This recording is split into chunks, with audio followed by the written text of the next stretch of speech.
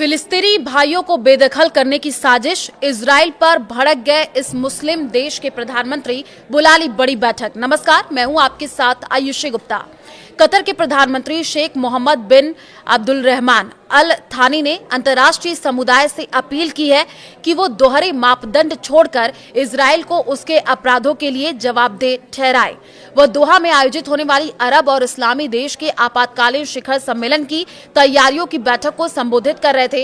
ये बैठक इजराइल द्वारा हमास नेताओं को निशाना बनाते हुए दोहा पर किए गए अभूतपूर्व हवाई हमलों के बाद बुलाई गई है। शेख मोहम्मद ने क्या कहा वो आपको बता दें। शेख मोहम्मद ने इसे लेकर के कहा है कि अब समय आ गया है कि वैश्विक समुदाय दोहरे रवैये को समाप्त करे और इजराइल पर कार्रवाई करे। फिलिस्तीनी भाइयों के खिलाफ चल रहा ये नरसंहार और उन्हें उनकी भूमि से बेदखल करने की साजिश कभी सफल नहीं होगी। शिखर सम्मेलन में किन मुद्दों पर बातचीत होगी, तो समाचार एजेंसी के मुताबिक आपको बता दें कि शिखर सम्मेलन में 9 सितंबर को कतर पर हुए इजरायली हमले को लेकर के मसौदा बयान पर चर्चा होगी। इस हमले में दोहा स्थित हमास अधिकारियों के कई घरों को निशाना बनाया गया, जिसमें कई लोगों की मौत हुई, कई घायल हुए। अरब और इस्लामी देशों ने इसे कतर की संप्रभुता और अंतर्राष्ट्रीय कानून का उल्लंघन करार देते हुए कड़ी निंदा की है। सऊदी विदेश मंत्रालय ने भी इस पर बयान जारी किया है।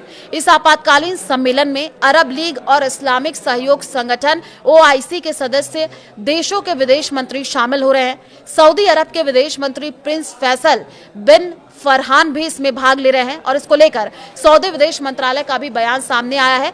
सऊदी विदेश मंत्रालय ने इजरायली हमले को आक्रामक कार्रवाई बताया और कतर के साथ एकजुटता हुए अंतर्राष्ट्रीय समुदाय से इजराइल को जिम्मेदार ठहराने की मांग की है। तो आपको बता दें कि इजराइल और फिलिस्तीन के बीच जारी संघर्ष अब नए मोड़ पर आ गया है।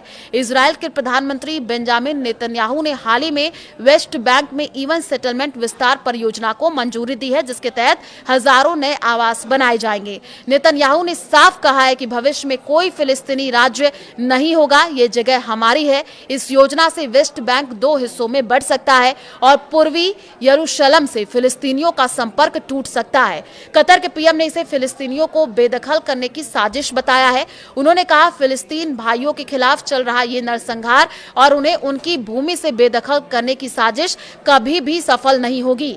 और इसके अलावा इजराइल ने कतर की राजधानी दोहा में हमास के नेताओं पर हवाई हमले किए हैं, जिसकी कड़ी निंदा हो रही है। कतर, जो हमास का एक प्रमुख समर्थक है, इजराइल को चेतावनी दी है, अगर हमास के सदस्यों को बाहर नहीं निकाला गया तो इजराइल खुद घुसकर उन्हें उखाड़ फेंकेगा। लेकिन कतर ने साफ किया है कि वो किसी भी बेदखली की अनुमति नहीं देगा। तो लगातार इस पूरे खबर पर हमारी नजर बनी हुई है। बैठक में क्या कुछ निकल करके सामने आता है वो भी हम आपको बताएंगे, क्योंकि बैठक में इजराइल के हमलों की निंदा की गई, अंतर्राष्ट्रीय समुदाय से दोहरे मापदंड को खत्म करने की मांग की गई है। कतर के पीएम ने कहा, समय आ गया है कि वैश्विक समुदाय इजराइल पर कार्रवाई करे। OIC ने इजराइल के प्लान को पूरी तरह खारिज कर दिया। मुस्लिम देशों ने संयुक्त रूप से फिलिस्तीन के समर्थन में बयान जारी किया और इसी को लेकर के अन्य देशों की क्या प्रतिक्रिया है वो आपको बता दें। सऊदी अरब विदेश मंत्री ने इजराइल के बेदखली प्लान को अवैध बताया और फिलिस्तीन के हक में आवाज बुलंद की। भारत का रुख क्या है? हाल ही में संयुक्त राष्ट्र में भारत ने इजराइल के खिलाफ फिलिस्तीन समर्थक प्रस्ताव पर वोटिंग की, जिससे कई देश हैरान है। पीएम मोदी की कूटनीति को संतुलन बताया जा रहा है और भारत ने आतंकवाद के खिलाफ इजराइल के साथ सहयोग जारी रखा है। अमेरिका और यूरोपीय संघ, इन देशों ने इजराइल की इवन परियोजनाओं पर आपत्ति जताई है, लेकिन अभी कोई ठोस कार्रवाई नहीं हुई है। तो अमेरिका ने इजराइल को सहयोगी मानते हुए सलाह दी है कि वो फिलिस्तीनी हितों का ध्यान रखे।